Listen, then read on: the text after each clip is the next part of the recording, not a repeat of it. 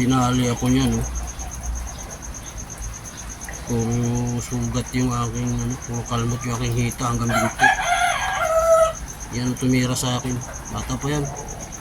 5 months pa lang pero napaka aggressive.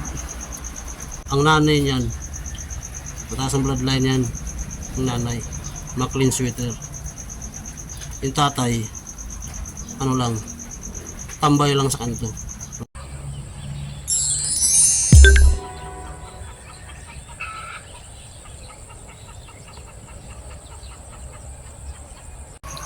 Kumusta mga idol? Binirahan ako ng isang ito Madami kong gas-gas sa binti. Napakabata pa lang yan, 5 months, pero napakasalbahe. Tinanggalan ko yan siya ng palong sa ibabaw kasi nakatakip sa mata niya. Nung mga 2 linggo na nakakaraan. Parang tinandaan niya ata ako. Tuwing dadaan ako dyan, binibirahan ako. Ngayon, puro kalmot ang inabot ko kasi wala pa siyang tahid. Dugo-dugo ba? Kagagaling lang tama ng tahid ko nung isa. Nung nakarang buwan nadali na naman ako. Yung isang manok ko nung kinulong ko na. Pumapalo rin. Alam nyo ko mga sangkay, mga idol, sa pag-alaga ng manok, napakahaba ng pasensya mo. Andyan lang yung mga inahin ko, mga dumalaga, andyan lang yan sila. Umuulan ngayon.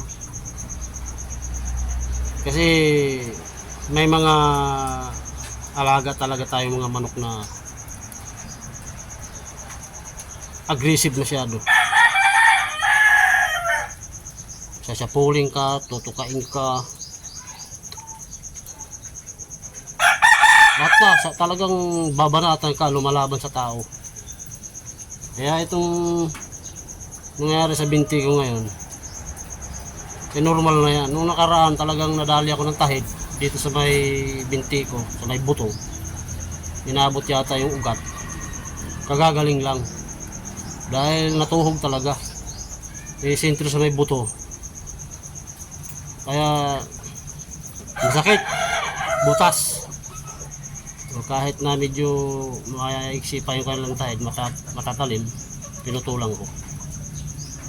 So kasama na yan sa pag nagmamanok ka.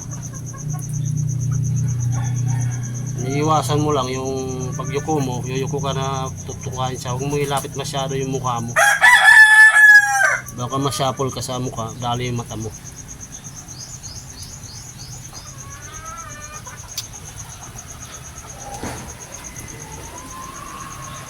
Ganun talaga pag nagmamanok ka.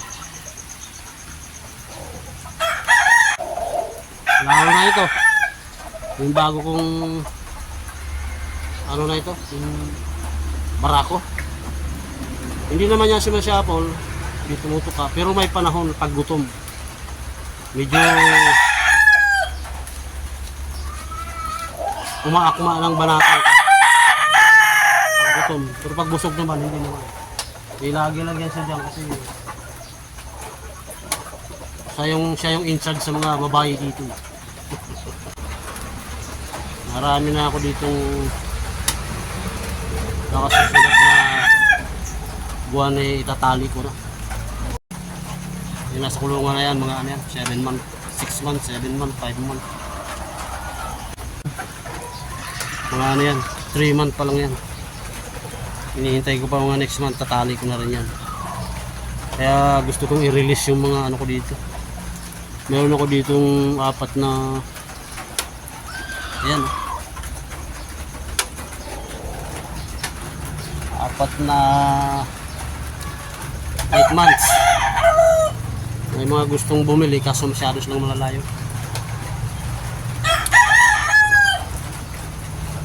Para may itali ko na yung iba. Yun. Medyo mahapdi yung aking tama ngayon. Nadali ako sa kita hanggang binti. Palibasa wala pang tahid.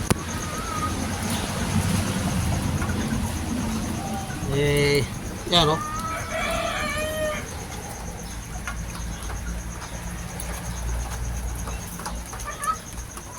Ayan.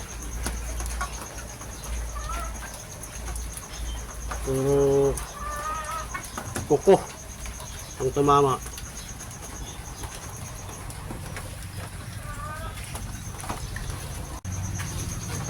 Yun yung aking mga dumalaga. Yun.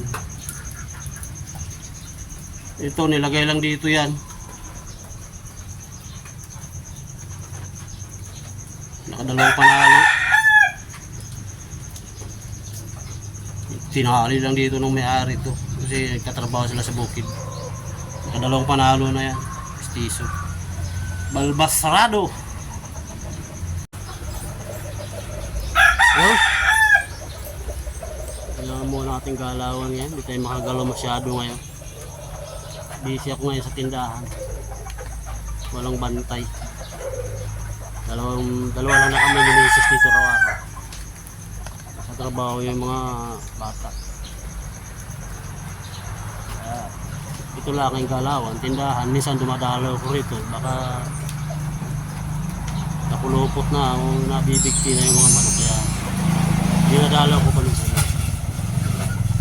Huwag niyo kalimutan nga pala mag-subscribe mga idol. Importante yung like mga idol sa ating mga videos. Hanggang sa susunod. God bless. God bless sa inyo. Bye-bye.